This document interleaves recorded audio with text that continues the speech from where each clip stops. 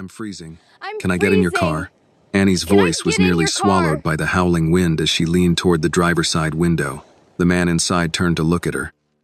He was alone in the black sedan, the engine still running, a cigarette held between two fingers. No, he said. Annie froze. Snow clung to her hair and dusted the shoulders of her coat. Sir? I said no. He looked past her, toward the deserted industrial road ahead. I don't let strangers into my car. Not out here, and especially not at night.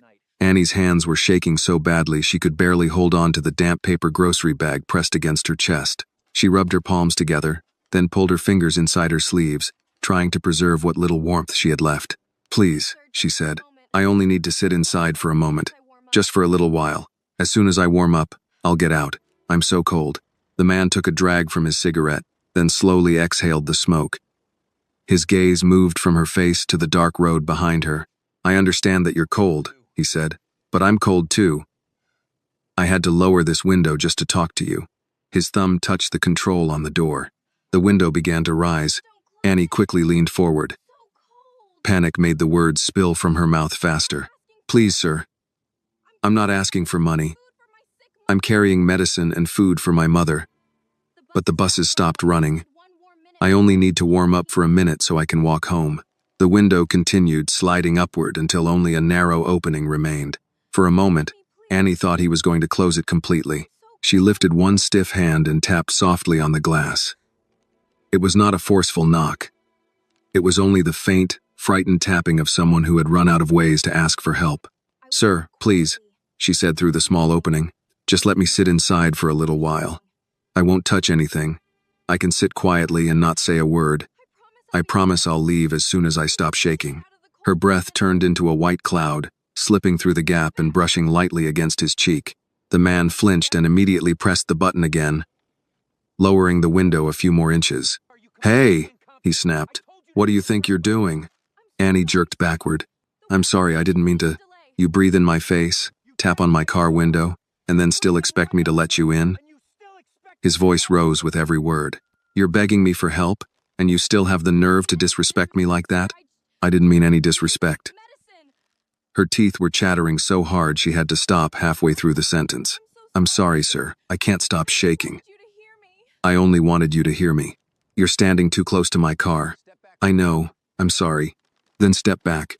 Annie stepped back at once. Her boots slid slightly on the snow-covered sidewalk. She wrapped her arms tightly around herself, but the cold had already cut through her coat, seeped through her sweater, and soaked into the damp socks inside her boots. The paper bag pressed against her chest trembled with every shiver that passed through her body. The man kept one hand on the window control, ready to close it at any moment and shut her out again. Annie turned and looked down the road. All she could see were dark warehouses on either side, their loading docks sealed and their gates locked. Snow blanketed the sidewalks. A single street lamp cast a weak yellow glow across the pavement, but beyond that there was nothing except the biting wind and a blinding curtain of white. There aren't any homes around here, she said. The man frowned. What? There are no houses, no stores still open. Not even a bus shelter, where I can get out of the wind. Annie turned back to him, her voice beginning to break. My phone is almost dead. I don't have anywhere else to go. That doesn't mean I have to let you into my car. I know you don't know me. Annie tightened her grip on the paper bag. But I'm freezing. Please. Just 1 minute. A violent shiver tore through her, jerking her shoulders forward. She began stomping her feet in place, her small, clumsy movements kicking up snow around her boots.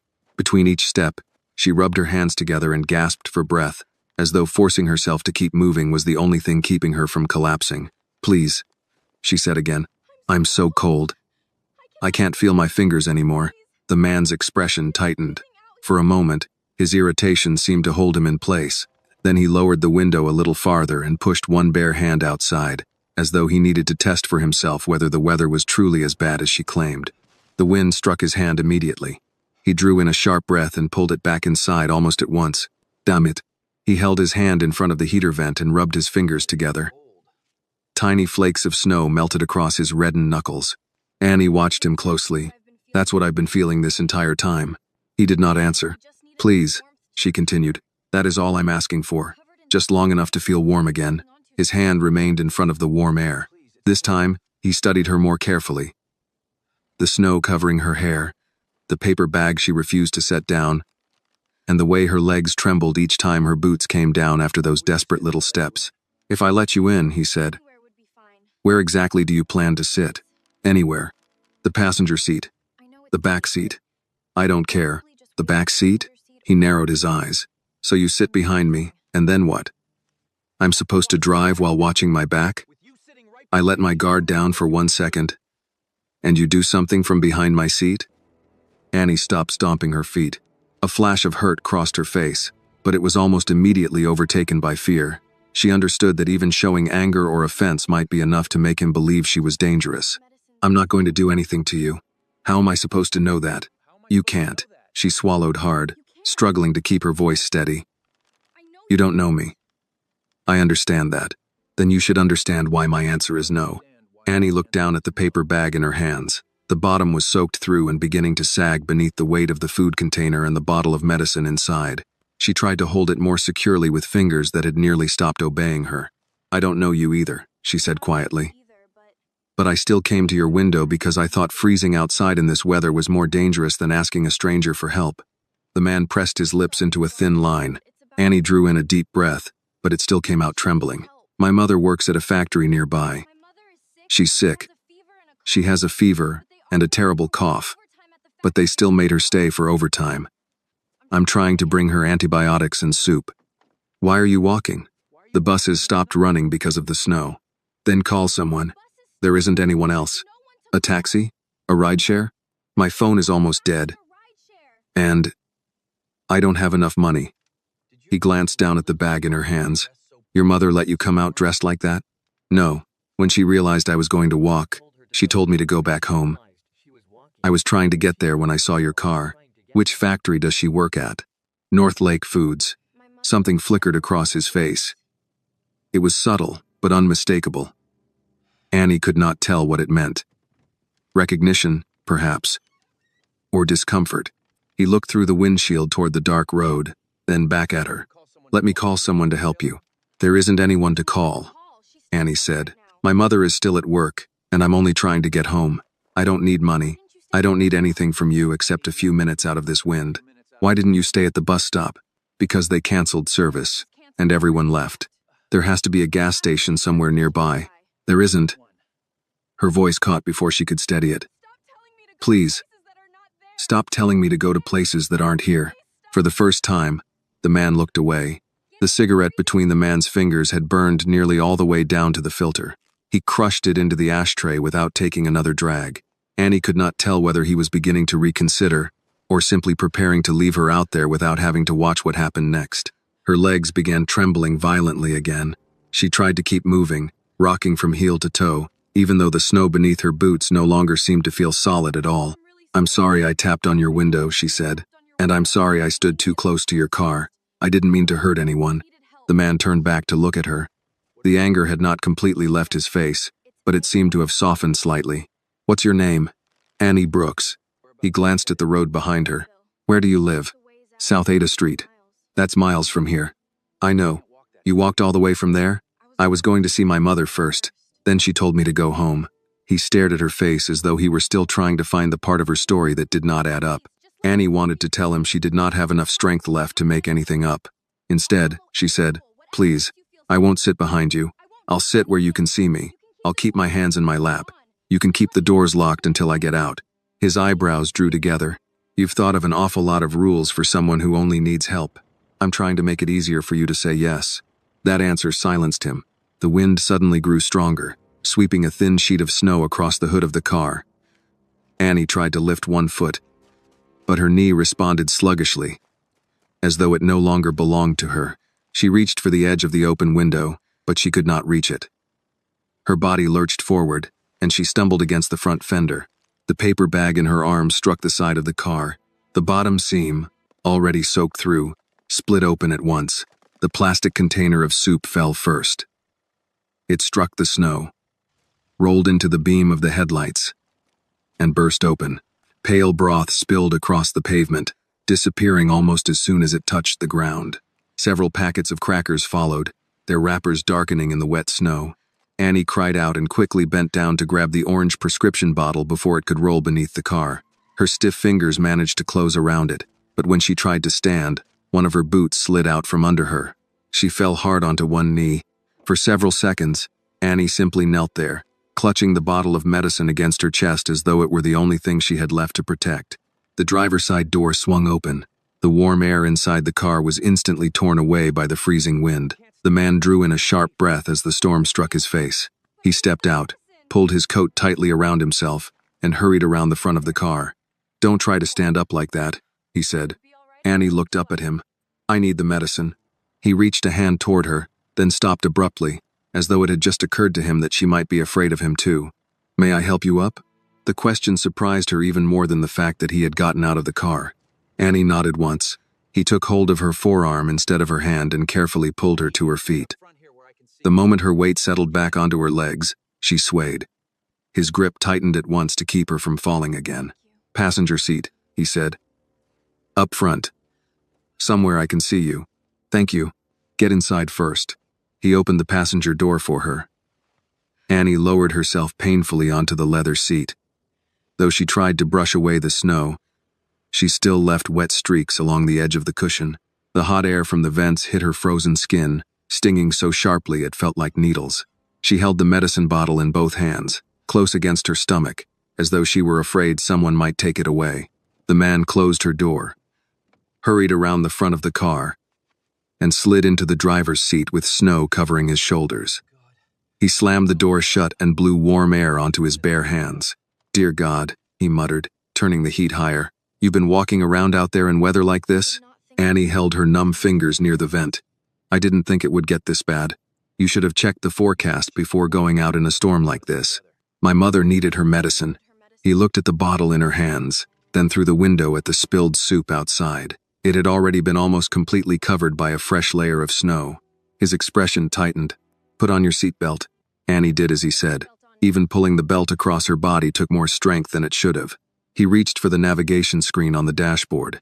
"Give me your address." Annie recited it slowly, trying to pronounce each number clearly, even though her teeth were still chattering. He entered the address, then frowned when the route appeared on the screen. It would take almost 40 minutes even in good weather. "I'm sorry."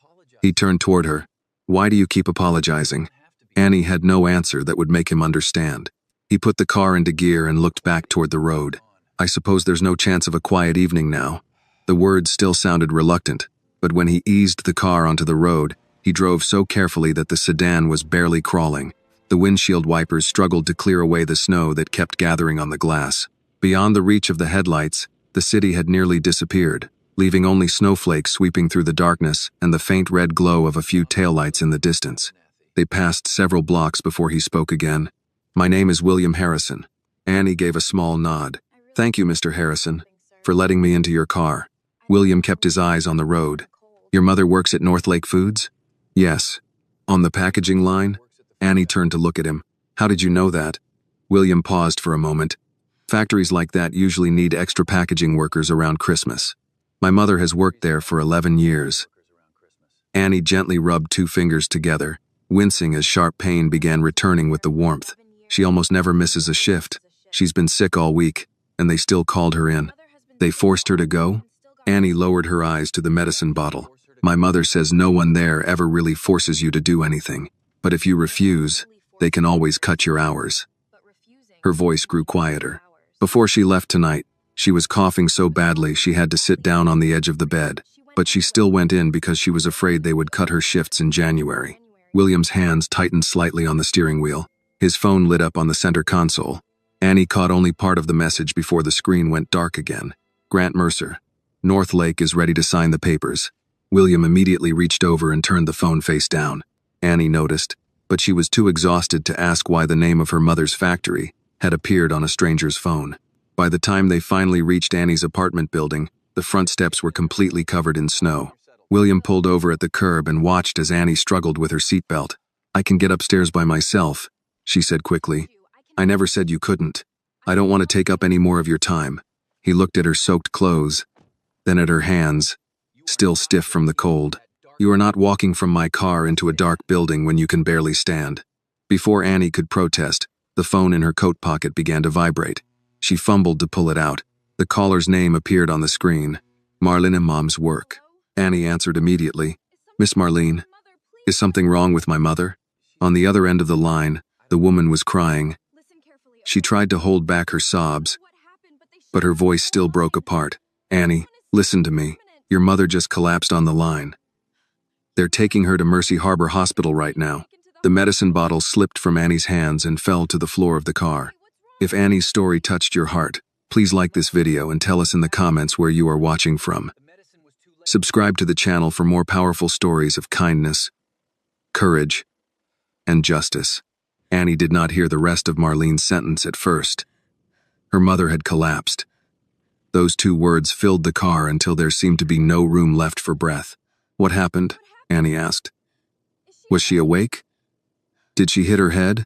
"She got dizzy near the packing table and went down on one knee before we could catch her," Marlene said. Machinery hummed behind her, and someone nearby was telling workers to move away from the line. "She's awake now, honey. She's talking.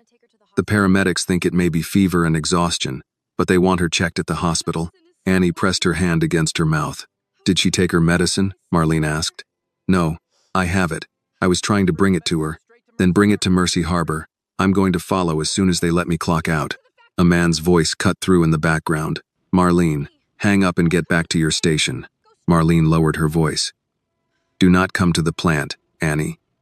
Go straight to the hospital.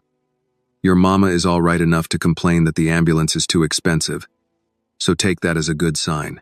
The call ended. Annie reached for the medicine bottle on the floor, but her fingers would not close around it. William picked it up and set it carefully in her lap. "Mercy Harbor?" he asked. She nodded, staring at the bottle. "I should have gotten there sooner." "No, she forgot her medicine. I knew she was sick." "Annie." His voice was sharper than comfort usually sounded, but it made her look at him. "You were walking through a storm with food and medication in your hands. This did not happen because you failed her." Her eyes filled anyway. She shouldn't have been there. William turned the car away from her apartment building. "Then we go find out why she was." The streets toward the hospital were worse than the roads they had already crossed. Snowplows moved in the opposite direction with yellow lights flashing, pushing heavy banks of snow toward the curb. William kept both hands on the wheel and drove slowly, saying nothing each time the tires shifted beneath them. Annie called the emergency department twice before someone confirmed that Denise Brooks had arrived and was being evaluated. They would not tell her more by phone. "She hates hospitals," Annie said, mostly to herself. "She always says if you go in feeling bad, you come out with a bill that makes you feel worse." William glanced at her but did not smile. "Does she have insurance through work?" "She has something. She says it takes a piece of every paycheck and still argues with her whenever she needs it." His phone lit again on the console. He ignored it.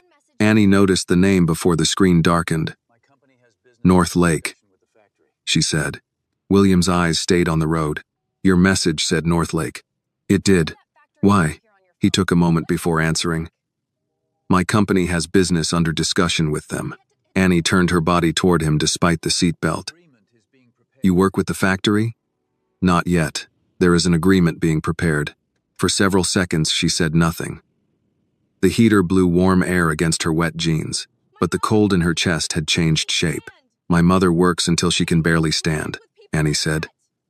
"And you make agreements with people like that?" "I did not know about your mother." "You knew there was a factory." William absorbed the blow without looking at her. "Yes." Annie faced the windshield again. She wished she had enough strength to be angry in a way that did not come out sounding afraid.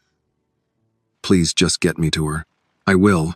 Mercy Harbor Medical Center stood 6 stories high behind a curtain of snow, its emergency entrance bright under a covered drive. William pulled up close to the sliding doors. Before the car had fully stopped, Annie reached for the handle.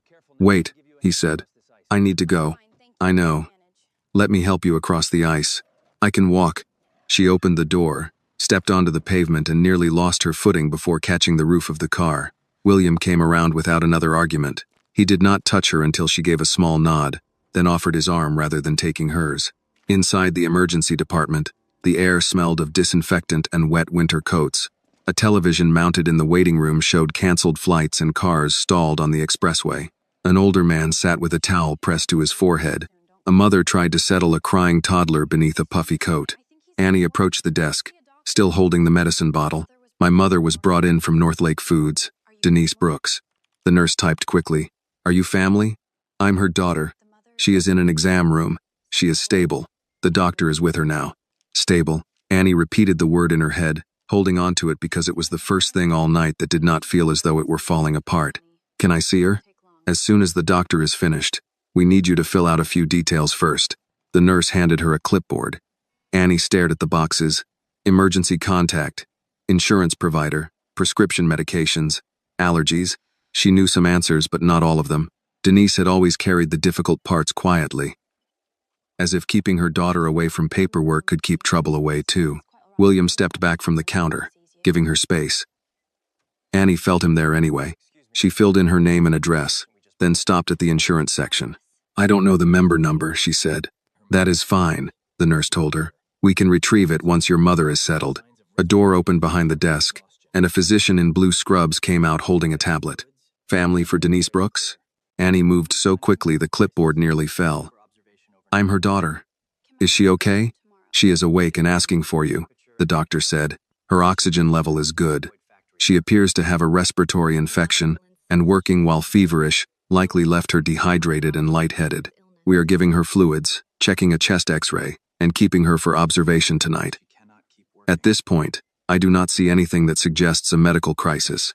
Annie released a breath that hurt on the way out. Can she go home tomorrow?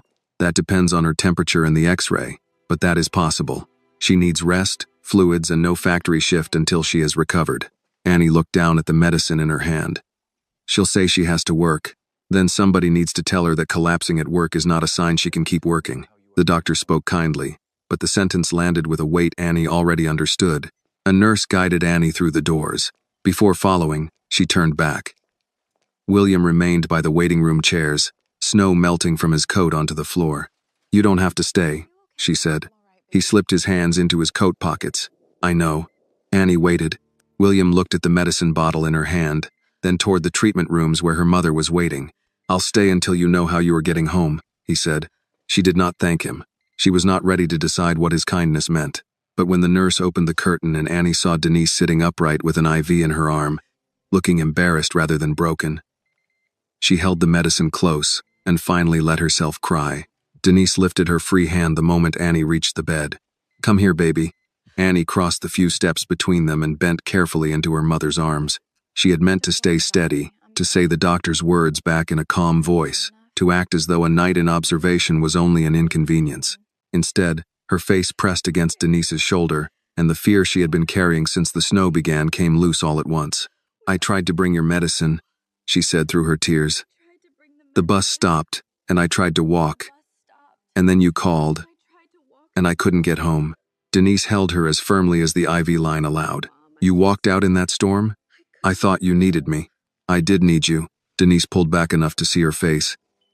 Her eyes went to Annie's damp hair, her red hands, the wet cuffs of her jeans, but not frozen half to death.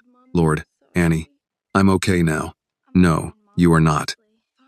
Denise reached for the blanket at her waist and tried to tug it upward, as if there might be enough of it to cover them both. Where is your coat? Why are you soaked? Annie looked toward the curtain. A man brought me here. Denise's expression changed immediately. What man? He found me walking back. Well, I found his car. I asked to sit inside because I was so cold. You got into a stranger's car? I didn't have much choice, Mama. Denise closed her eyes for a second. Not in anger, Annie understood, but because every possible ending to that sentence had just gone through her mind. He brought you straight here? Yes. Did he ask you for anything? No. Did he touch you? Only helped me over the ice when I nearly slipped outside, he asked first. Denise studied her daughter's face, looking for what Annie might be leaving out to spare her. Annie let her look. What's his name? William Harrison. Denise frowned. Harrison? I think he owns companies. He said he has business with North Lake. At that, Denise shifted against the pillow and winced as the IV pulled at her arm. Business with that place? He said an agreement is being prepared. Denise looked toward the monitor beside her bed. Her breathing stayed even, but something in her face tightened. Of course it is. What does that mean? It means men who never stand on that floor still get paid from what happens on it. Before Annie could ask more, the curtain opened and the doctor stepped in with a nurse behind him. The doctor held the results of Denise's chest X-ray in one hand. Mrs. Brooks, there is some good news. Your lungs show infection, but no severe pneumonia. Your oxygen remains stable. We will keep you overnight, continue fluids and medication, then reevaluate you in the morning. Denise nodded. Can I work tomorrow night? Annie turned toward her. Mama. The doctor did not look surprised. No. You cannot work tomorrow night. You have a fever, an infection, and enough exhaustion to make you collapse. You need several days away from physical work, perhaps longer depending on how you respond to treatment. Denise's fingers closed around the edge of the blanket. I don't have paid time for several days. I understand that is a concern, the doctor said. But medically, I cannot clear you to return to a refrigerated packing floor while you are recovering. The nurse adjusted the tubing and gave Annie a quiet, sympathetic glance before leaving with the doctor. Denise waited until the curtain closed. Do you still have my phone? It's probably in your locker. I need to call my supervisor. No, you need to rest. I need to tell them I did not walk off the line. You collapsed, Mama. They know you did not walk off anything. Denise turned her head against the pillow, staring at the folded curtain. You don't understand how fast they replace people. I understand enough. No, baby. Denise's voice softened. You understand what ought to happen. I know what happens when a woman like me misses a shift during their busiest week. Annie had no answer. She lowered herself into the chair beside the bed, still clutching the orange prescription bottle. The label had begun peeling at one corner, where snow had melted over it. A nurse appeared a few minutes later, with a plastic bag containing Denise's purse, badge, and folded work jacket. One of your coworkers brought these with the paramedics, she said. She asked me to tell you she will call tomorrow. Marlene, Denise said quietly. She seemed worried about you. She should be worried about herself. Richard will know she called the ambulance. The nurse hesitated, then said, getting help for a sick coworker was the right thing to do. Denise gave a small, tired smile. Right and safe are not always the same thing, honey. After the nurse left, Annie took her mother's badge from the bag. Under the fluorescent hospital lighting, the photograph looked older than Denise did lying in bed. The badge had been clipped to the same uniform through years of cold shifts, holiday overtime, and mornings, when Annie had woken to find her mother already gone. There was a light tap against the metal frame outside the curtain. William stood there with his coat unbuttoned, as though he had not meant to intrude. Beside him was a girl with straight brown hair tucked behind her ears and snow melting on the shoulders of her coat. She held a canvas tote bag in both hands. Miss Brooks, William said, staying at the opening rather than stepping inside. I'm William Harrison. I brought Annie here. Denise looked him over carefully. My daughter says you helped her. I almost did not. His voice was quiet. She deserves honesty about that. Annie looked up. She had not expected him to admit it in front of her mother. Denise watched him a moment longer. But you did. Yes. The girl beside him shifted the tote to one hand. William glanced at her. This is my daughter, Lily. She brought some dry clothes for Annie. Lily stepped forward only after Denise nodded. I wasn't sure what would fit, she said to Annie. I brought sweatpants, socks, a sweatshirt, and a t-shirt. They're clean. That was kind, Denise said. Lily lowered her eyes. My dad said she was soaked. Annie accepted the bag. Thank you. Lily gave a small nod, then noticed Annie rubbing at her wrists to warm them. She hesitated before unwinding the cream-colored knitted scarf from her own neck. This is warmer than it looks, she said, laying it on the arm of Annie's chair. You can use it tonight. Annie touched the scarf with her fingertips. The wool was soft and carried the faint scent of laundry soap. I can give it back before you leave.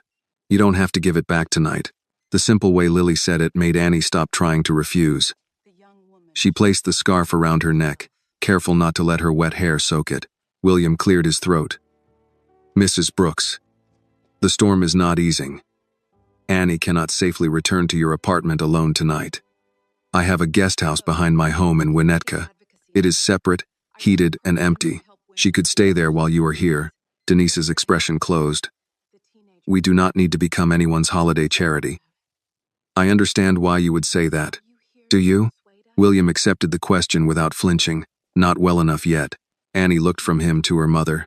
Mama, it's only for tonight. Denise shook her head. A warm room is never just a warm room when it belongs to someone with more power than you. A woman's voice came from behind William. Then perhaps she should be the one setting the terms. A black woman in her late 50s stepped into view, silver threading through her short hair, a leather folder tucked beneath one arm. Lily brightened slightly when she saw her. "Mrs. Coleman," she said. "Hello, sweetheart." The woman looked toward Denise and Annie.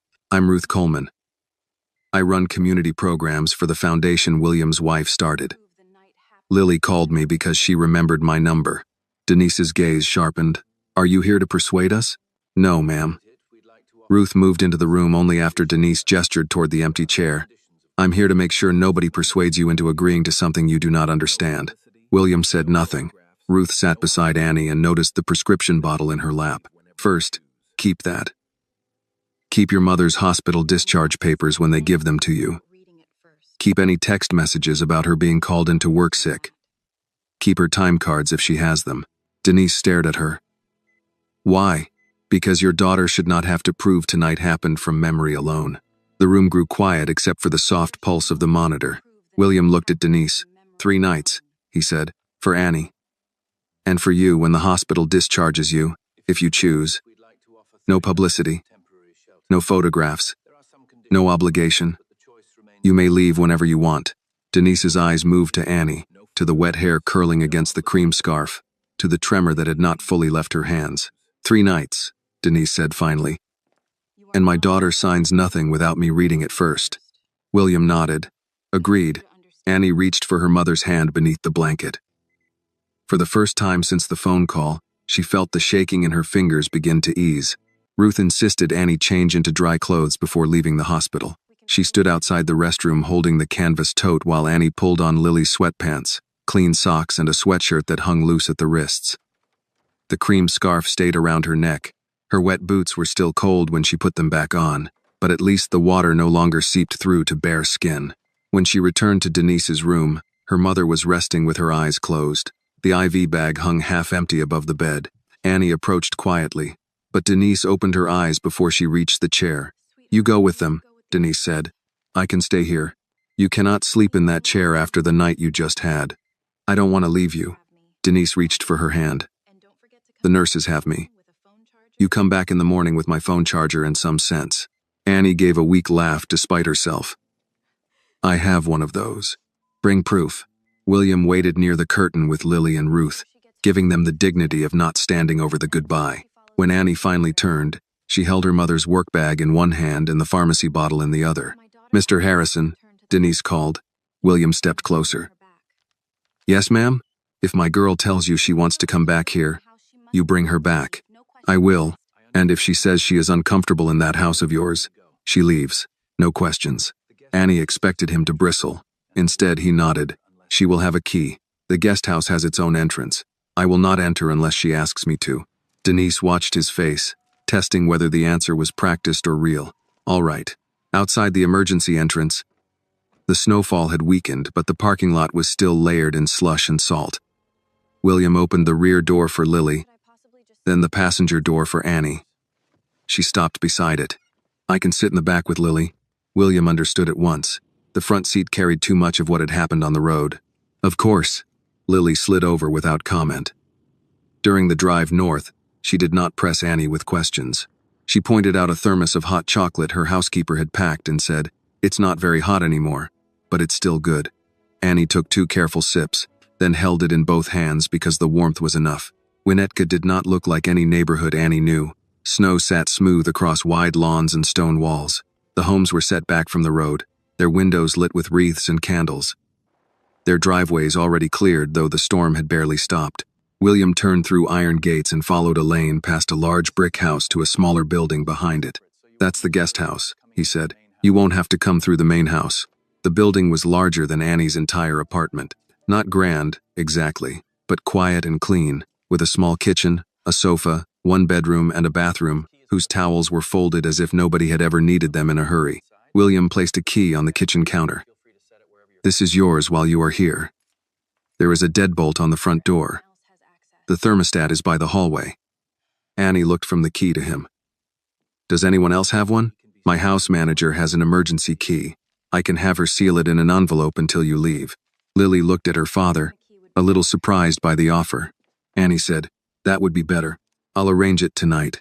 Ruth set her folder on the counter. "I wrote my number here, along with the hospital switchboard and the nurse's station. Tomorrow we can talk about your mother's work records, but not tonight. Tonight, you sleep." William glanced at the work bag Annie still held. "Is there anything you need from your apartment?" "My mother's phone charger, her glasses, maybe a clean nightgown if they keep her another night. I can drive you there in the morning. I can take the train or bus. Not until the roads are clear." The answer came too quickly, sounding less like concern than an order. Annie's shoulders stiffened. Ruth caught it before William did. "Mr. Harrison means the roads are not safe tonight," she said. "Tomorrow Annie can decide how she travels." William looked at Annie. "Yes. That is what I mean." It was not quite an apology, but it was an adjustment. Annie noticed. Lily walked to the front door with her. "I'm in the main house if you need anything. You can text me. Or not. I know sometimes people do not want company. Thank you for the clothes." "You're welcome." Annie touched the scarf. "And this." Lily's eyes rested on the cream wool for a moment. "My mother knitted it. Well, she started it. My aunt fixed the parts that came out crooked." Annie began to unwind it. "I shouldn't have taken something that belonged to her." Lily shook her head. She would have hated knowing someone was cold while her scarf sat in a closet. Annie stopped and let the scarf stay where it was. After everyone left, the guest house became so quiet that she could hear the heating system come on beneath the floor. She locked the deadbolt, then checked it twice. She placed Denise's work bag and the medicine beside the sofa, close enough to reach without standing. The bedroom had a wide bed with clean sheets. Annie turned on the light, looked inside and turned it off again. She took a blanket from the foot of the bed and carried it to the sofa. Sleeping near the door made more sense. She was only there for 3 nights. She did not need to settle in. Before lying down, she arranged her wet boots in front of the heating vent. The soles had split farther during the walk, and one lace was stiff with melted snow. Seeing them there, in a room warmer than anywhere she had slept in months, brought back the moment outside the car when William had told her no. She could still hear the window moving upward. Her phone rang at 7 the next morning. Annie sat up too quickly, her heart racing, then saw the hospital number. "Miss Brooks," a nurse said, "your mother is doing better. The doctor believes she can be discharged later today if her fever remains down. She asked me to tell you not to forget her glasses." Annie closed her eyes and pressed the phone to her forehead. "I won't," she said. "Tell her I'm coming." A knock sounded at the door a few minutes later. Annie rose, wrapped the blanket around her shoulders and looked through the narrow front window before unlocking it. William stood outside holding a paper bag from a diner and a cardboard tray with 2 coffees. "I thought you might need breakfast before the hospital," he said. Annie opened the door only partway. "My mother may be discharged today. That is good news. She'll want to go home." William glanced past her at the boots drying beside the vent, then back at Annie. "Then we should make sure going home is her choice," he said. "Not the only thing she thinks she is allowed to choose." Annie studied him from behind the half-open door. "My mother does not like people making choices for her." William gave a small nod. "I am beginning to understand that." She opened the door wider. He stepped in only after she moved aside, carrying the diner bag to the kitchen counter. The smell of scrambled eggs, toast, and coffee filled the guest house. Annie had not realized how hungry she was until her stomach tightened. William set down 1 cup. "Cream and sugar are in the bag. I did not know how you take it. I don't usually drink coffee. Then there is orange juice in the car. Lily made me buy it after she said coffee was not breakfast." The mention of Lily softened the room slightly. Annie reached into the paper bag and found 2 containers. Plastic silverware, napkins, and a folded receipt. William had not ordered anything elaborate, only eggs, toast, home fries, and a side of fruit.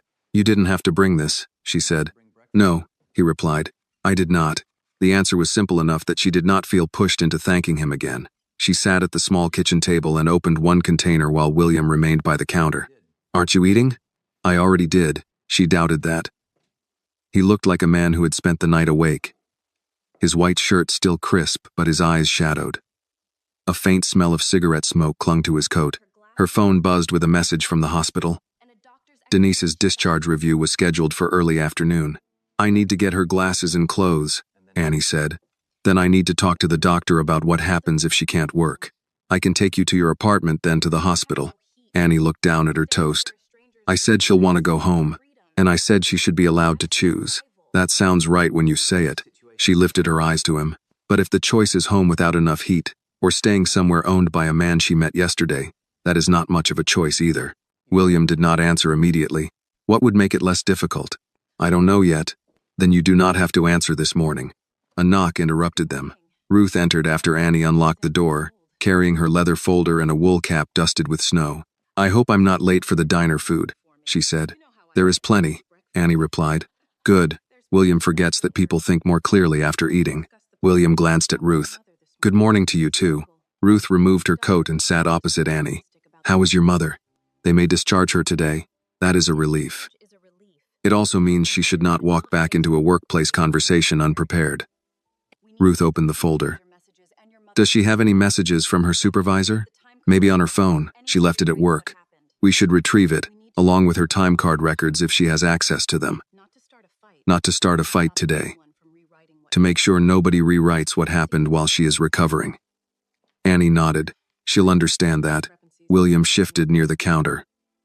If Northlake created an unsafe condition, I can have my counsel contact them immediately. Ruth looked up at him. No. His expression changed. No? Not before Denise asks you to. Not before she knows what she wants.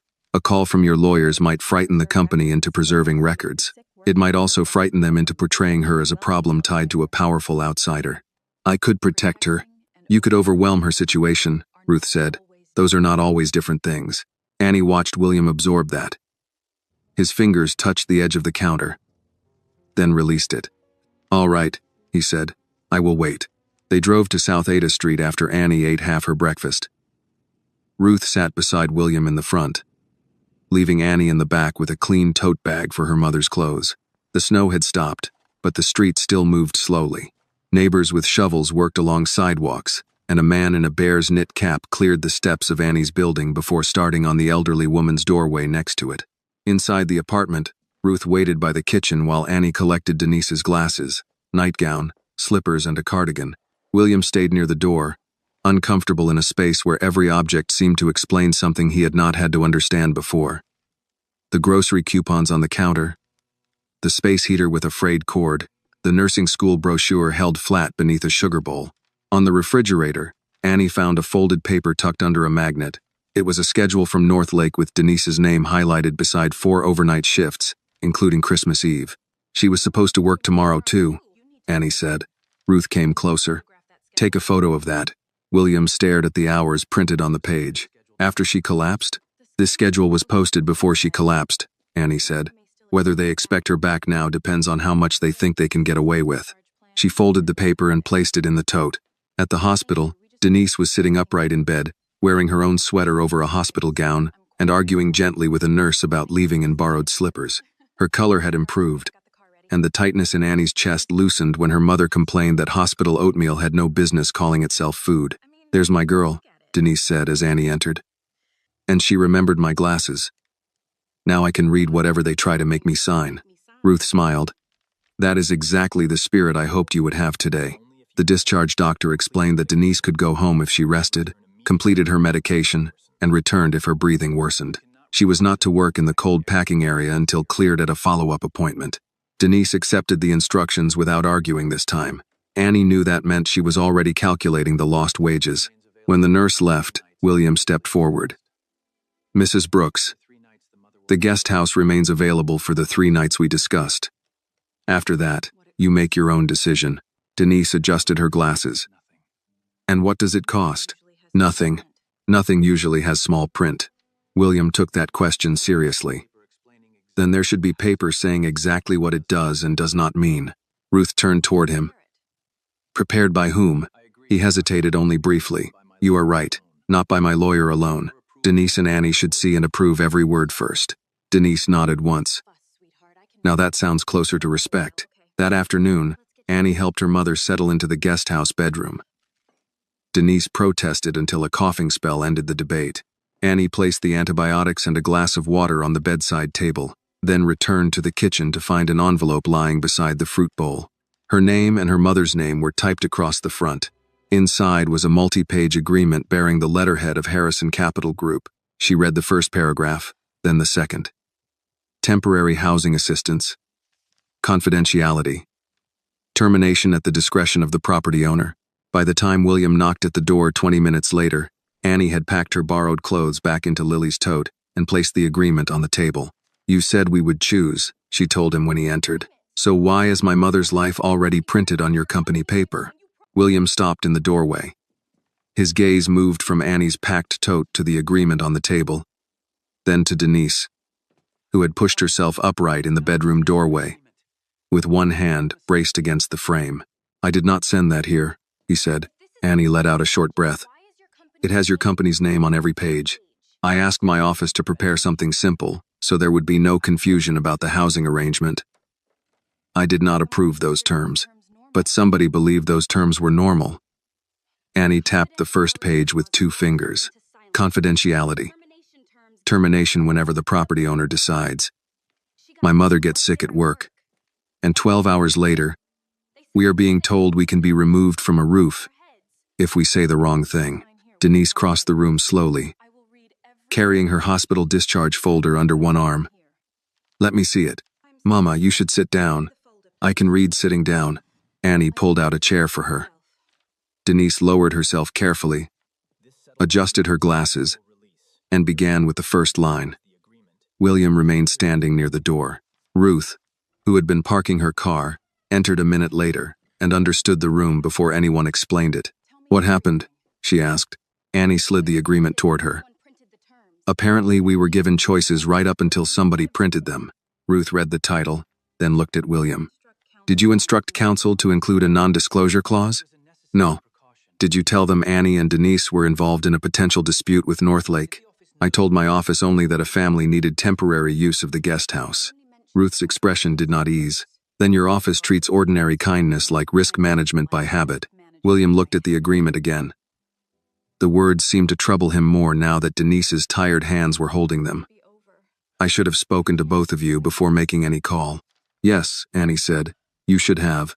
From the bedroom, Denise's inhaler sat beside a glass of water. She coughed once into her elbow, waited for it to pass, then placed the pages flat on the table.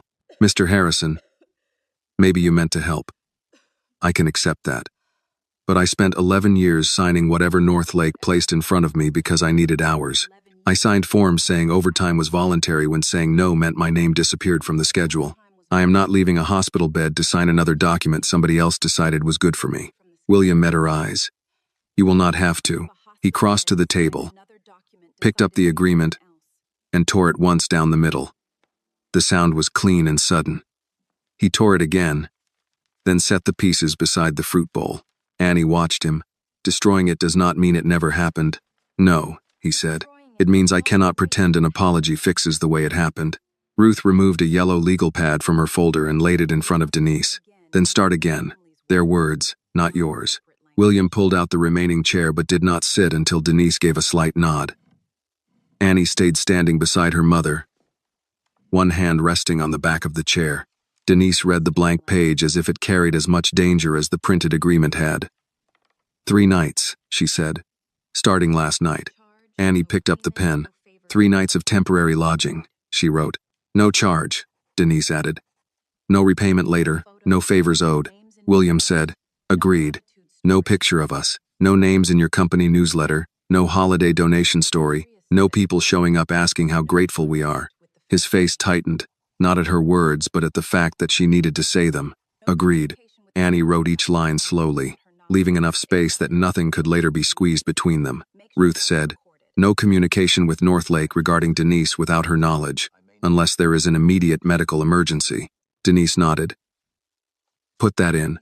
William leaned forward. "Mrs. Brooks, I need to be honest. If Northlake is connected to my business, I may need to speak with them about my own company's dealings." "Then you speak about your business," Denise said. "You do not speak for me." "I understand." Annie looked at him. "Do you?" William did not defend himself. "I am trying to." That answer seemed to satisfy Ruth more than a promise would have. When the page was complete, Denise read every line aloud. her voice tired midway through, but she refused Annie's offer to finish. At the bottom, she signed her name first. Annie signed beneath it. William signed last. Ruth took a photograph of the page with Denise's phone after Annie retrieved it from the hospital bag. Then she handed the original to Denise. "You keep it," William said. Denise folded the paper once and slipped it into her discharge folder. "I intended to."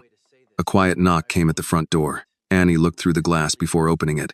Lily stood on the step holding a covered casserole dish and a brown paper bag. "Mrs. K." Annie stepped aside. "My mother is awake." Lily entered, then noticed the torn agreement on the counter. Her eyes flicked toward her father. William stood. "I made a mistake." Lily did not ask which one. Something in her expression suggested she had learned there were several kinds. Denise called from the table. "You must be Lily. Come, let me thank you properly for the scarf." Lily approached with the casserole dish in both hands. "You don't have to thank me. It belonged to my mom. She liked people using things instead of saving them for no reason." Denise touched the cream wool around Annie's neck. "Your mother raised a thoughtful girl." Lily looked down. "She did most of it before she got sick." The sentence changed the room. William looked toward his daughter, but Lily busied herself placing the food on the counter. Annie recognized the movement. It was what she did whenever someone asked if Denise was all right, and the honest answer felt too large to give. "Do you want help finding plates?" Annie asked. Lily nodded, grateful for the easier question. Together they opened cupboards until they found 4 plain white plates. Ruth declined food and left after reminding Denise to rest and Annie to photograph every Northlake message before responding to anything. William put on his coat. "I will leave you to eat." Lily looked at him. "Aren't you staying?" He seemed caught off guard. "I thought they might prefer privacy." Denise studied him over the top of her glasses. "A man who tears up a bad agreement can sit down for a slice of pot pie, provided he does not make speeches over it." For the first time, Annie saw William almost smile. They ate at the small kitchen table. Denise managed only a few bites, but praised the crust in a way that made Lily promise to tell Mrs. Keating. Annie noticed William ask his daughter whether she wanted more before serving himself. Lily seemed to notice too. When Denise grew tired, Annie helped her back to bed. By the time she returned, Lily was gathering plates while William stood beside the sink, uncertain whether to help or stay out of the way. Lily handed him a dish towel. "You can dry." He accepted it. Annie stood in the hallway, the signed page safe inside her mother's folder, and the torn pages still visible in the trash. The house was borrowed. The trust was not complete. But for that evening, nobody was asking her mother to work, apologize, or sign away her voice. From the bedroom, Denise called, "Annie, baby. Before I fall asleep, bring me my work bag. There is something in there you need to see." Annie's eyes moved to the worn Northlake bag beside the sofa. William stopped drying the plate in his hands. Annie carried the Northlake bag into the bedroom and set it beside her mother's knees. The bag had once been black, but years of factory dust and winter salt had turned the fabric gray at the seams. Denise rested one hand on it without opening it right away. "Close the door partway," she said. Annie did, leaving enough space to hear Lily and William moving dishes in the kitchen. "What is it?" Denise unzipped the front pocket and removed a small envelope folded in half.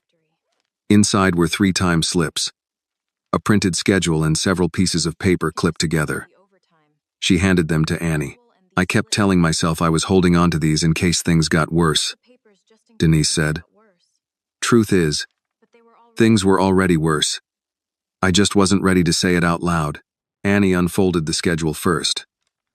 Her mother's name was marked beside 6 consecutive evening shifts, 4 of them extended past midnight.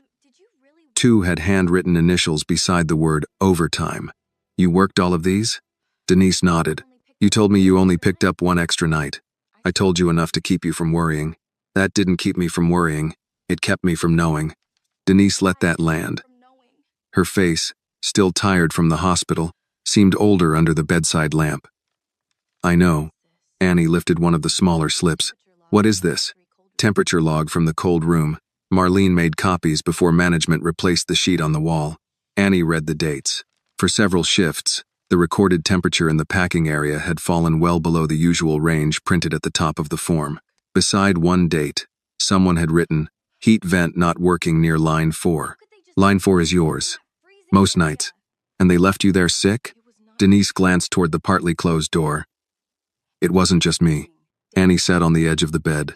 There are women on that shift who have been there longer than I have, Denise continued.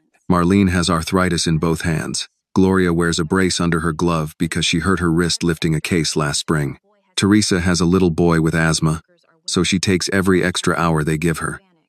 Most of us are women. Most are black or Hispanic. Most cannot miss a check and still keep a roof. Did Richard know? Richard knows who needs the job badly enough not to argue. From the kitchen, a plate clicked softly against the counter. Annie wondered whether William could hear them. For once, she did not care. Denise reached into the bag again and pulled out her phone. Look at the messages under Supervisor Cole. Annie opened the thread. The first messages sounded ordinary. Requests for availability. Schedule reminders. A note about arriving early during the holiday rush. Then the tone shifted. Need all scheduled staff on floor tonight. No call-outs unless admitted to hospital. 2 days later, anyone declining overtime this week should understand January hours are under review. The message sent the afternoon Denise collapsed was shorter. We are short again. You need to stay through close. Take something for the cough and get through the shift. Annie felt heat rise behind her eyes. He wrote this? He didn't think I would show it to anybody. He told you to take medicine and keep working. He told everyone something like that at one time or another, usually face-to-face where there was no record. This time he got careless. Annie stood too quickly, still holding the phone. We need to call somebody. Ruth. A lawyer. The labor board. Somebody tonight. Denise reached for her wrist. Her grip was weak. But Annie stopped. Listen to me first. Being right is not the same as being safe. If North Lake fires me, they do not have to say it is because I got sick. They can say attendance, performance, restructuring. If people speak up and nothing happens, they are the ones who lose hours. So everybody just keeps letting him do it? No, everybody keeps feeding children and paying rent while they figure out what they can risk. The words settled over Annie's anger and made it heavier. There was a soft knock on the doorframe. Ruth stood just outside the bedroom. Behind her, Lily remained at the sink. William was nearer the table, a dish towel still in one hand. I did not mean to overhear, Ruth said. But if you are discussing records, I should tell you not to send or alter anything from that phone. Photograph each message and keep the original device safe. Denise nodded. I was going to ask for your help tomorrow. You have it tonight, if you want it. William stepped into view. Mrs. Brooks, I need to ask one question. Did Northlake know you were ill before your shift began? Denise looked at him for a long moment. I told my line supervisor I had a fever. He said Richard had already made it clear there were no replacements coming, and anyone leaving early would have it noted. William's face became still. Noted how? The kind of note that turns into fewer hours. The kind nobody puts in writing. He looked at the phone in Annie's hand. Except this time, Annie rose from the bed and walked toward him. You said you had business with Northlake. I do. How much business? William did not answer fast enough. Lily had turned from the sink now, watching her father. Annie stepped into the kitchen, carrying Denise's phone and the temperature logs. How much, Mr. Harrison? A distribution agreement is being prepared, he said. My company would handle regional logistics for several of their product lines. Would you make money from it? Yes. Her fingers tightened around the papers. While my mother stood in a cold room with a fever because that company told her she couldn't leave, I did not know that was happening. But you knew enough to sign a deal with them. William opened his mouth, then closed it. Ruth did not help him. Lily looked down at the dishwater. Denise coughed from the bedroom. Annie immediately turned back, but her mother lifted a hand to show she was all right.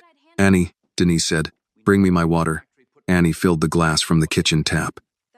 When she brought it to the bed, Denise took a slow sip, then placed it on the nightstand. Do not decide tonight what kind of man he is, Denise said quietly. Let him decide that himself now that he knows. The guest house went silent. William folded the dish towel once and set it beside the sink. His eyes returned to the records in Annie's hand. I want copies of those, he said. Annie held them closer to her chest. Why? So I can find out what Northlake put in front of my company and what they kept hidden. Ruth stepped between the question and the answer. Not tonight. Denise needs rest. Annie needs time to copy everything for herself first. Nothing leaves this house until they are ready. William nodded, but Annie saw something in his face that had not been there outside his car. Not guilt alone. Recognition. For him, North Lake was no longer a name waiting on a contract. For Annie, that did not make him innocent. It only meant he had reached the moment when looking away would become a choice. Ruth photographed every page on the kitchen table before anyone went to bed. The temperature logs, Denise's schedule, the messages from Richard Cole and the hospital discharge instructions were copied into a folder on Annie's phone, then emailed to an address Ruth controlled through the Foundation's legal clinic. Not William's office, Ruth said when Annie glanced at him. Not North Lake. Not yet. Somewhere neither of them can reach by accident or by influence. William accepted the exclusion without argument. Lily had gone back to the main house after helping clear the dishes, but he remained near the guest house door, coat folded over one arm, as if leaving too quickly would prove he had wanted an easier version of the truth. Denise leaned back in the sofa chair, pale from the effort of staying awake. Mr. Harrison, I appreciate what you did for my daughter. I do. She might not have made it home in that storm. William lowered his eyes. But gratitude does not mean I can live under your roof while you decide whether what happened to me is bad for business. Annie looked at her mother. Mama, you are not strong enough to go back to the apartment tonight. I know. Denise took a slow breath. We stay until morning, then we go home. William nodded once. I will have a car available. We will take the bus if it is running, Annie said. Annie, Denise murmured. No, Mama. He needs to understand. Every time he offers something now, I have to wonder whether he is helping us or trying to make this feel smaller. William flinched, but Annie did not look away. The warmth of the guest house, the clean clothes, the food and the scarf around her neck were real. So was the contract on his phone. So was her mother's shift log. You are right, he said. The answer disarmed her more than an excuse would have. Ruth closed her folder. Then the decent thing tonight is to let Denise rest and let Annie be angry without asking her to make you feel better. I was not going to. Ruth looked at him. Good. After William left, Annie helped her mother back into bed. Denise settled beneath the quilt, breathing more comfortably than she had at the hospital but still coughing whenever she tried to speak too long. You should sleep too, Denise said. I will. You have that look. What look? The one you had when you were 12, and the landlord tried to charge us for the broken hallway window. You found 3 neighbors who saw his repairman break it. Then you lined them up outside his office after school. Annie sat on the edge of the bed. He was trying to take your grocery money, and you were born with an argument ready. Denise reached for her hand. I love that about you. I also need you to understand that Mr. Harrison may not have known. He knew enough to make money. Yes, and now he knows more. We find out what he does with it. Annie looked toward the cream scarf draped over the back of the chair. I hate that Lily is part of this. She didn't do anything. Kind people sometimes come from houses where unkind things were allowed to happen. Denise squeezed her fingers. That does not make kindness false. It makes life complicated. By morning, the storm had cleared into a hard gray sky. The plows had opened the main roads, piling snow along the curbs and ridges taller than Annie's knees. She had just packed Denise's medicine and discharge papers when there was a knock at the door. William stood outside with a set of car keys in one hand and a sealed envelope in the other. The emergency key to this guest house, he said, offering the envelope to Denise. As promised, no one entered last night. Denise accepted it, but did not sit down again.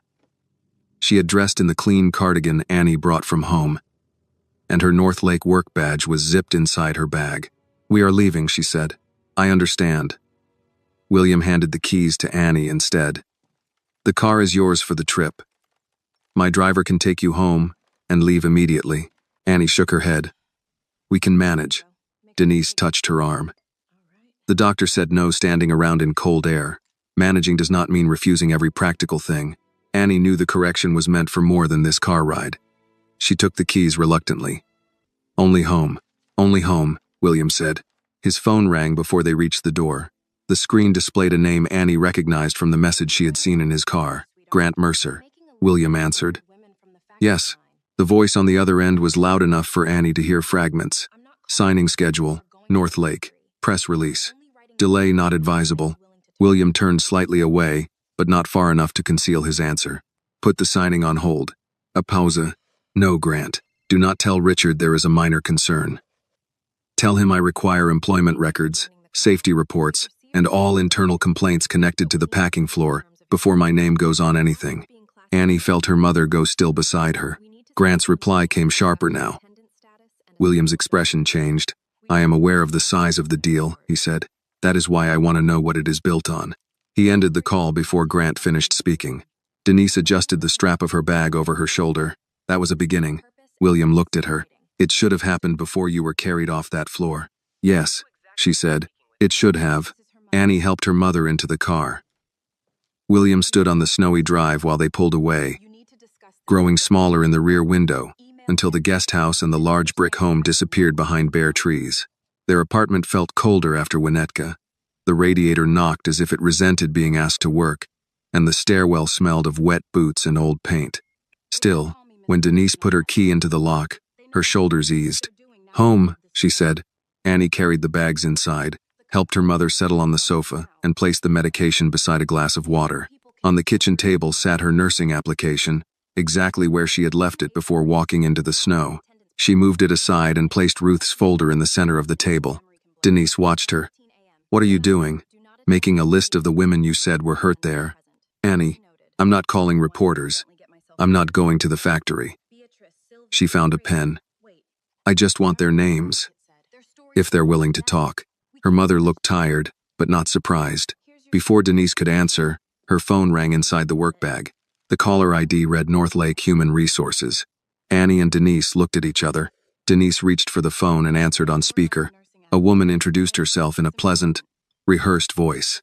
Mrs. Brooks, we understand you experienced a medical episode during your shift. We need to schedule a meeting regarding your attendance status and your ability to meet the essential demands of your position. Denise tightened her hand around the phone. Annie picked up the pen. Tell her, Denise said quietly, her eyes fixed on the table, that I will not attend any meeting alone. Annie leaned toward the phone. My mother will attend with someone advising her. Please send the purpose of the meeting in writing, along with any policy you believe applies to her absence. The woman on the line paused.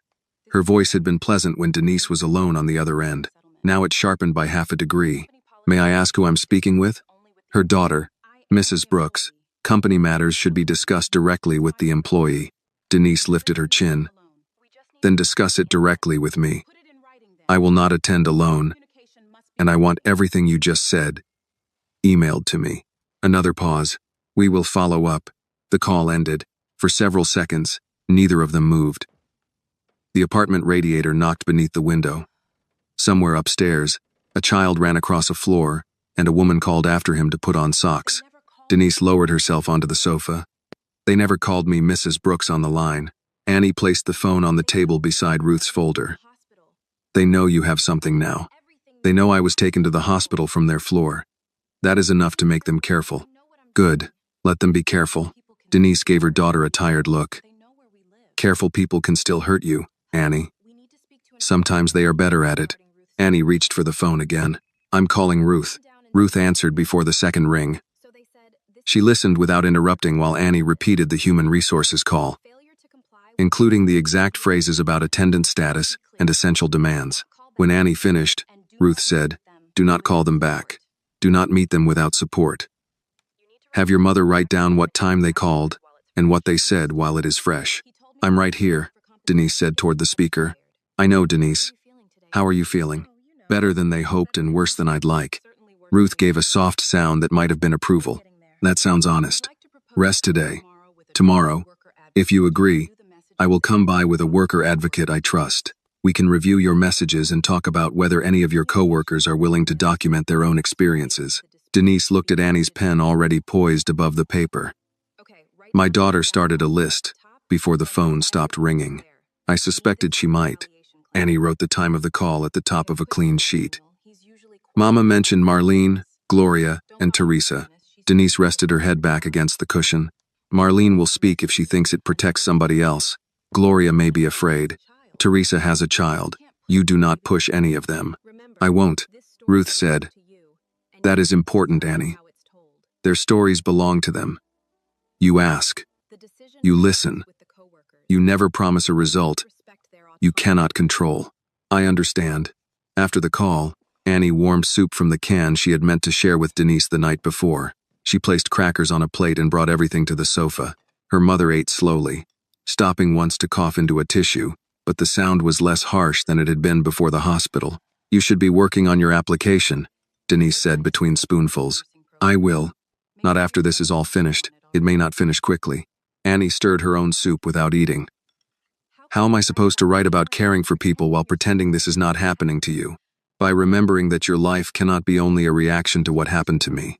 Annie met her eyes. And yours cannot be only what that factory decides you are worth. Denise looked down at the bowl in her hands. Then I suppose we both have homework. Across town, William Harrison was seated in a conference room on the 32nd floor of Harrison Capital when Grant Mercer placed a leather presentation folder in front of him. You are delaying a contract worth more than $300 million because a worker became ill during flu season, Grant said. William did not open the folder. Behind Grant, the windows showed Lake Michigan under a white sky, the water indistinguishable from the clouds at the horizon. She collapsed on the packing floor after being ordered to work through a fever. That is the daughter's version. It is in a text message from her supervisor. Grant's expression barely changed. You have seen the message? I have been told it exists. By the family you housed after picking the girl up on a roadside. Grant pulled out a chair and sat without being invited. William, listen to how this sounds. A vulnerable young woman enters your life during a storm, and within 48 hours you are threatening a major transaction on the strength of her mother's grievance. William's fingers tightened on the table. Her grievance began before she knew my name. Perhaps, but your involvement changes everything. It should change whether I sign blindly. Grant leaned forward. Richard Cole runs a manufacturing operation, not a church supper. Seasonal overtime is part of the industry. People complain. People get sick. That does not make him a criminal. William opened a thin file beside him. It contained the public documents his office had already gathered. North Lake safety summaries, staff retention figures, promotional materials about job creation in underserved neighborhoods. All polished, all clean enough to reassure investors. I want raw time records for the packing line, he said. Temperature logs, sick leave complaints, disciplinary actions after employees refused overtime, and any internal correspondence referencing Denise Brooks. Grant sat back. That request will tell Richard there is a problem. There is a problem. It will tell him the problem has reached you. William looked up. That appears to bother you more. Grant gave him the patient expression he used when board members asked moral questions during profitable meetings. I am trying to protect your company from a decision made while you are emotionally compromised. The words settled in the room. William knew what Grant meant. Margaret. The months since her funeral. Annie in the snow. A sick mother. And a quiet daughter in a guest house. All of it, in Grant's view, belonged to the category of things a sensible man kept away from business. I spent years approving deals because people like you assured me the unpleasant parts were operational details, William said. Maybe emotion is not the compromise. Maybe being protected from consequences is. Grant's jaw tightened. Do you want me to tell Cole the deal is suspended? I want you to tell him due diligence has expanded. And if he refuses the records, then he has answered the first question for us. Grant gathered the presentation folder. At the door, he paused. Be careful, William. Once the public sees you standing beside that family, you may not get to choose what story they tell. When the door closed, William looked at his phone. Lily had sent one message. Is Annie's mom okay? He typed, home and recovering. A moment later, Lily replied, Does Annie need anything? William started to write that he had offered everything he could think of. Then he deleted it. I think she needs people to listen before they decide what she needs. He placed the phone on the table and called his compliance director himself. Back on South Ada Street, Annie was helping Denise sort through old messages when her mother stopped at one name. Gloria Watkins, Denise said. Call her first. She kept copies when they cut her hours last winter. Annie entered the number, then hesitated. Denise placed a hand over hers. Be gentle.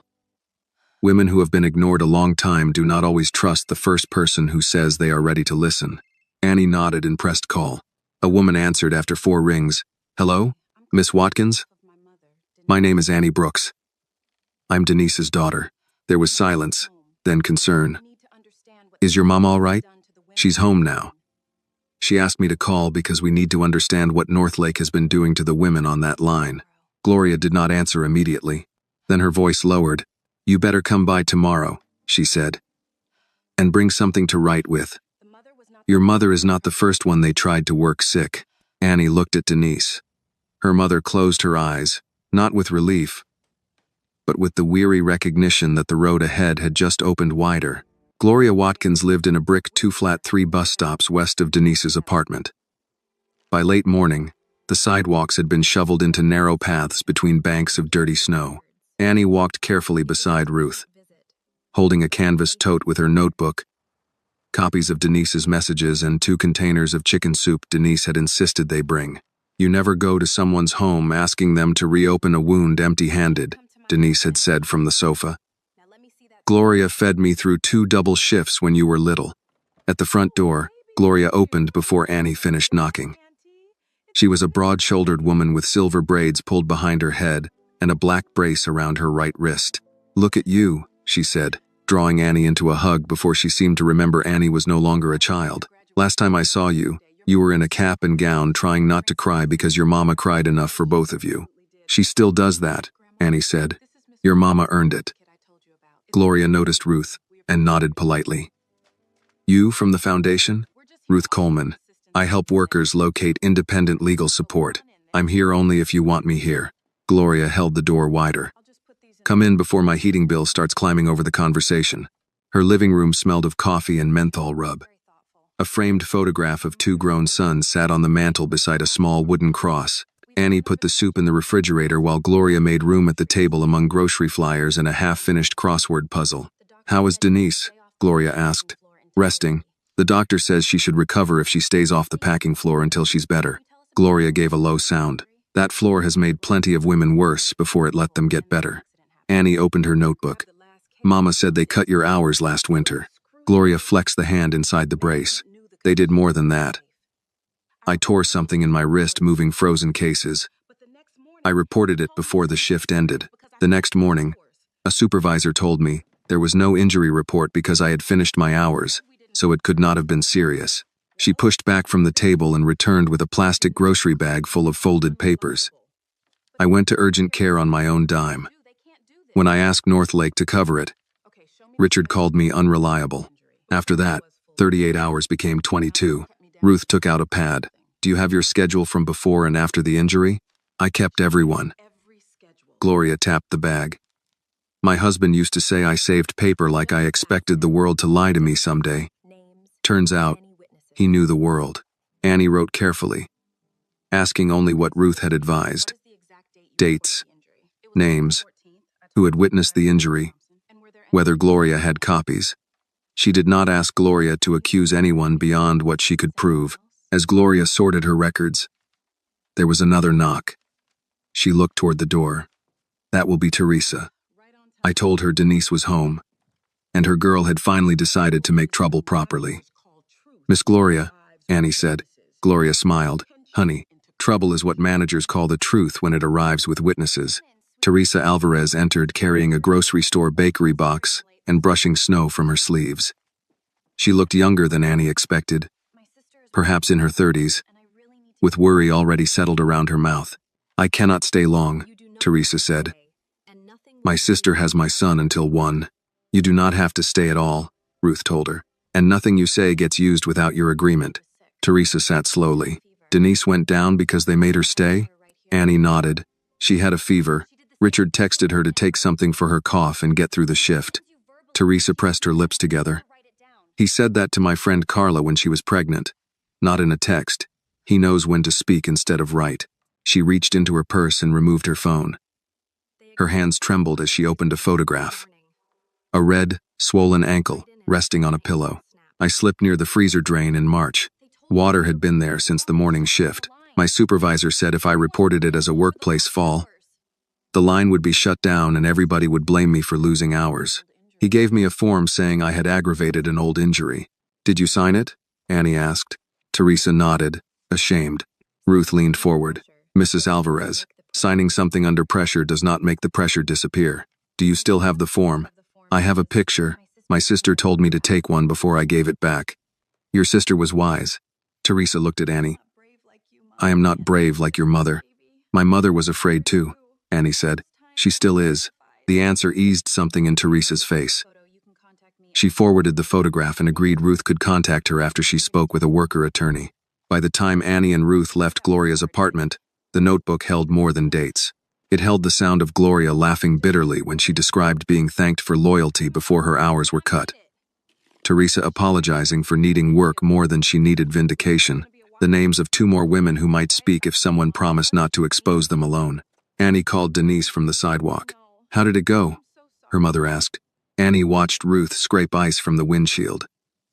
You were right. It wasn't only you. Denise was quiet. I wish I had been wrong. At Harrison Capital, William had been wishing the same thing for the past hour. His compliance director, Paula Chen, sat across from him with a tablet and a printed file whose top page was marked North Lake Preliminary Review.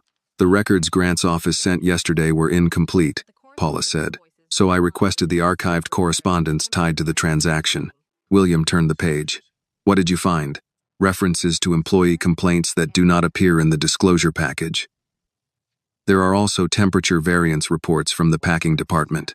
Several were closed as corrected, though the repair invoices do not support that. Who reviewed the disclosures? Paula hesitated. Grant Mercer signed off on our side. Richard Cole's office certified the information. The office door opened before William could answer. Grant entered without waiting for permission. I heard Paula was conducting an excavation, he said. This is rapidly becoming disproportionate. William held up the file.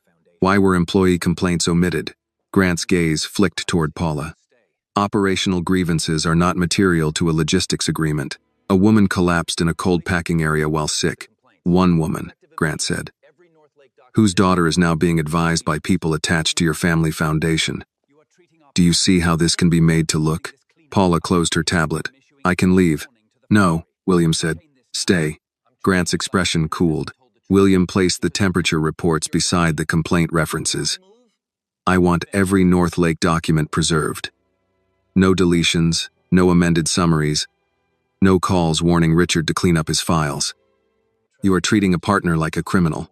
I am treating a partner like someone who has not told us the truth. Grant stepped closer to the desk. Be certain this is worth what it may cost you. William looked at the signature line on the incomplete disclosure package.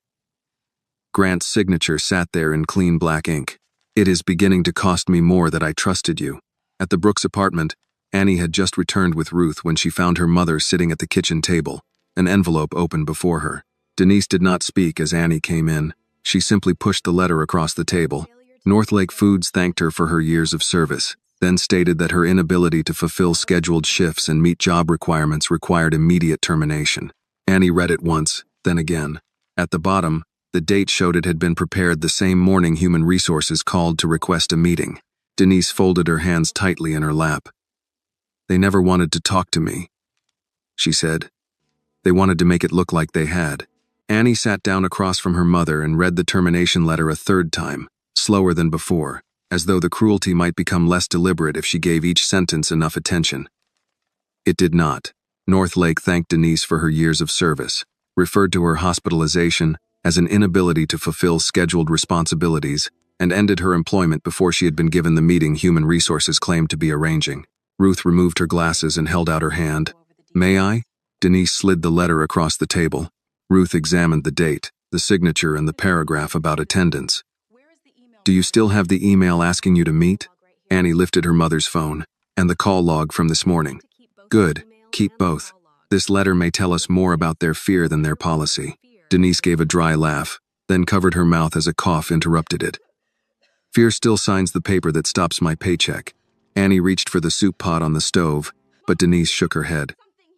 I am not hungry. You need to eat with your medicine. I know what I need. Denise's voice rose, then weakened. She looked away at once. I'm sorry, baby. You don't have to apologize to me. I do when I make you carry the anger I'm too tired to hold. Annie folded the termination letter and placed it beside the timesheets. Then let me hold it until you feel stronger. A knock sounded at the apartment door. Ruth stood before Annie could rise. Through the peephole, she saw a man in a dark wool coat holding a microphone. while a woman behind him balanced a camera on her shoulder. "Do not open it," Ruth said. The man knocked again. "Miss Brooks? Annie Brooks? We are with Channel 8. We would like to ask about your connection to William Harrison and allegations concerning Northlake Foods." Denise stared toward the door. "How do they know her name?" Ruth's face hardened. "Someone wanted them to." "Miss Brooks," the reporter called. "Were you and your mother provided housing or financial support by Mr. Harrison after he learned of your mother's complaint?" Annie felt the insult before she had time to sort out its shape. The question was not why Denise had collapsed or why she had been fired. It was whether Annie had found a rich man and used him. She moved toward the door. Ruth caught her arm. "Not like this. Not in a hallway with them choosing every question. I didn't do anything wrong. I know. That is why you do not hand your truth to strangers who arrived with a story already written." The reporter remained another 5 minutes, calling through the door twice more before the footsteps faded down the stairwell. Denise sat in silence, her hands clasped over the blanket on her lap. "They will call me irresponsible," she said. "They will say I wanted money." Annie knelt beside her. "They can say whatever Richard feeds them. It does not change what he did. It changes what people hear first." Ruth returned to the table and opened her folder. "Then we decide where they hear from you.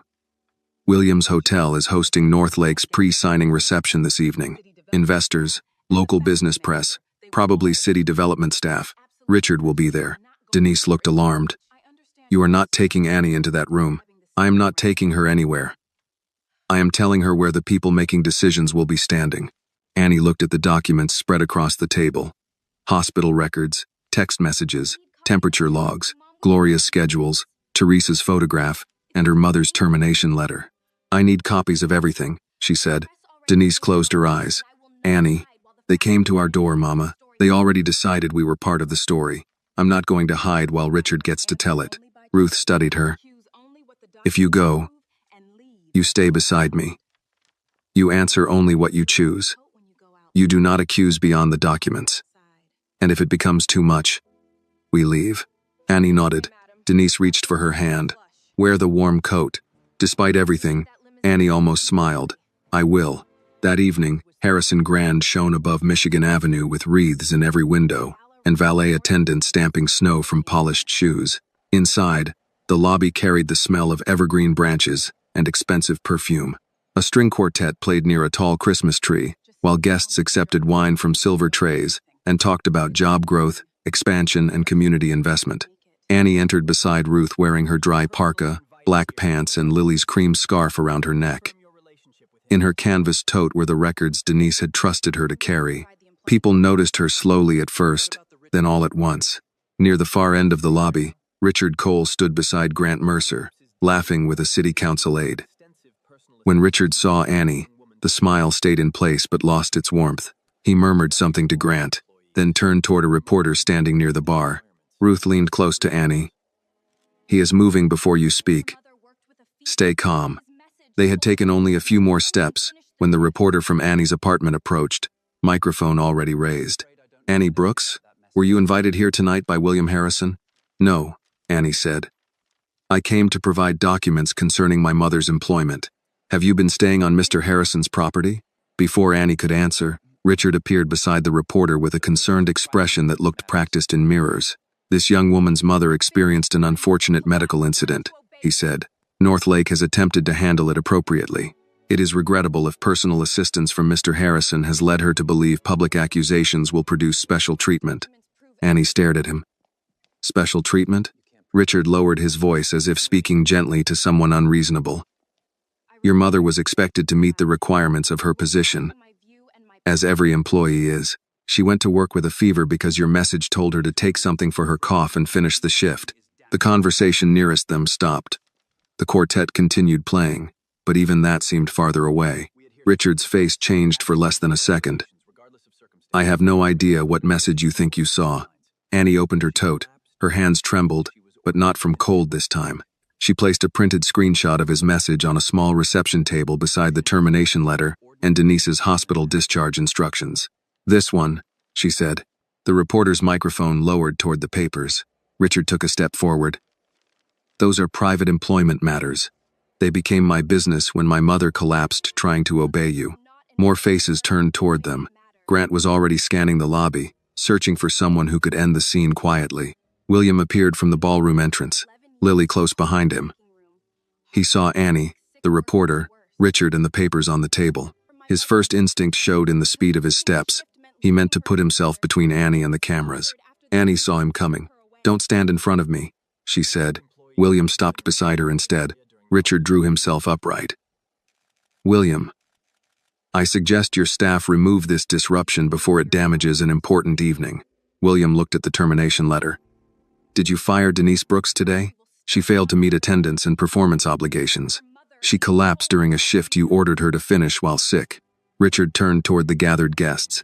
"This is exactly what happens when emotion is allowed to distort ordinary employment matters." Annie pulled out the timesheets, temperature logs, and the first 3 signed statements Ruth had helped prepare. She arranged them beside her mother's records. "My mother is not an ordinary employment matter," she said, her voice carrying farther now. "She is a woman who worked for your factory 11 years. She packed food in a room cold enough to make sick workers worse. She went in with a fever because you made her believe losing a shift meant losing her future. Then, after she was taken away in an ambulance, you fired her before she could even attend the meeting your office promised." The reporter turned from Annie to Richard. "Mr. Cole, did your plant continue scheduling sick employees in a refrigeration area during the holiday storm?" Richard did not answer. Annie looked at William. "You let me into your car when I was freezing. Are you still going to sign with the man who left women like my mother in the cold every night?" The lobby had gone quiet enough that William could hear the soft scrape of Lily's shoes as she moved closer to Annie. He looked at Grant, then Richard, then the documents spread beneath the holiday lights. "There will be no signing," William said. "Not until an independent review has examined every record connected to Northlake's treatment of its workers." Grant reached his side. "William, this is neither the time nor the setting." William did not take his eyes from Richard. "That appears to be what men say when the truth arrives in a room they paid to make comfortable." Annie stood with the scarf warm against her throat and her mother's termination letter beneath her hand. For the first time since the storm, Richard Cole was not speaking about Denise where she could not answer. He was standing before evidence, witnesses, and cameras, and he no longer controlled the silence. The reporter's question hung in front of Richard Cole, but Grant Mercer moved before Richard answered. He stepped toward William with a smile meant for the cameras and placed one hand lightly at his elbow. "Mr. Harrison is responding to serious concerns that have only just been brought to his attention," Grant said. "Out of respect for the employee and her family, we will not conduct a workplace investigation in the middle of a holiday reception." Annie watched him try to place a lid back over the room. His voice was smooth. His suit had not picked up a speck of snow. To people who had not seen Denise in a hospital bed, he might have sounded responsible.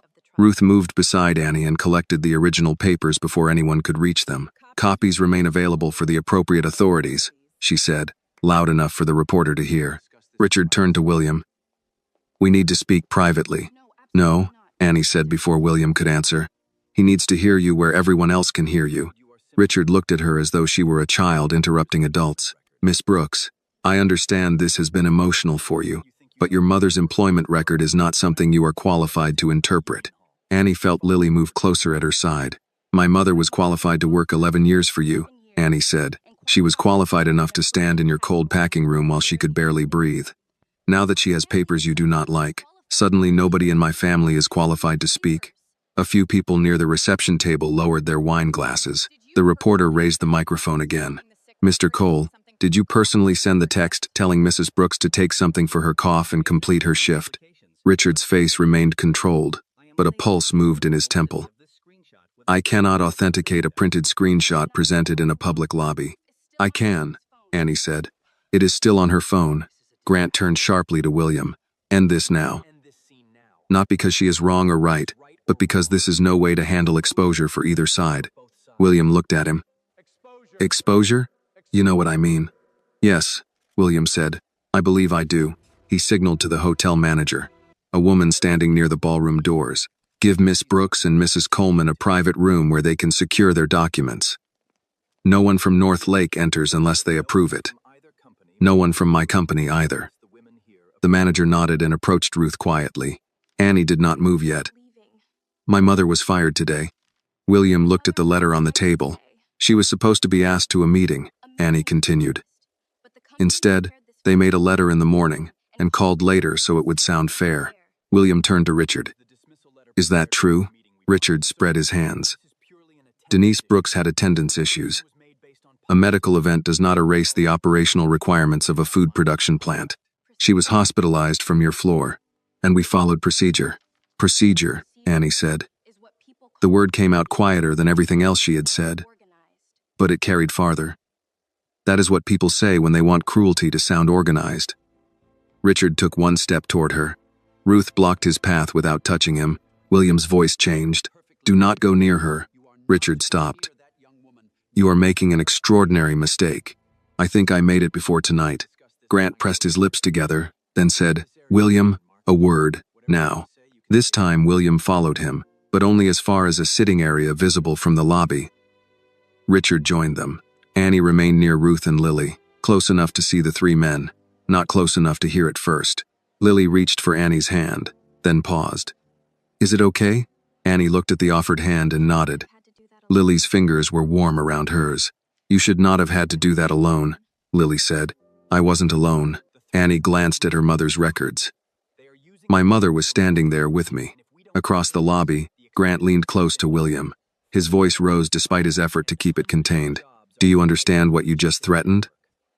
Northlake supports a regional distribution expansion, 4 warehouse contracts and hundreds of jobs tied to your logistics network. William said something Annie could not hear. Richard answered more loudly. Your concern is one employee who became ill during the busiest week of the year. We can make that right. William's head turned. Make it right? Richard lowered his tone, but the room had gone quiet enough that Annie caught pieces.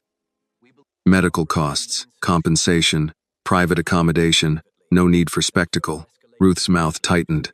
Grant glanced toward Annie before continuing. The girl has college plans, does she not? Nursing? A scholarship can be established without anyone admitting fault. Her mother can receive a severance package, continued coverage for a period, perhaps housing assistance. There is a humane solution here if you stop letting this become a public crusade. Annie felt Lily's hand tighten in hers. William stood motionless for several seconds. Then he asked, clearly enough for everyone nearest them to hear.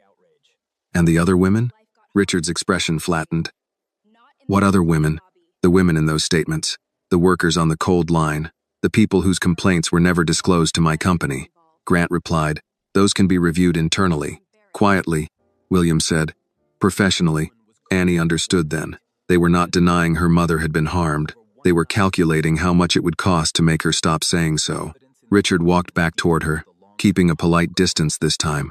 Miss Brooks, I believe your mother deserves support while she recovers. I also believe you deserve the education she clearly wants for you. There is no virtue in making your lives harder to satisfy people who enjoy public outrage.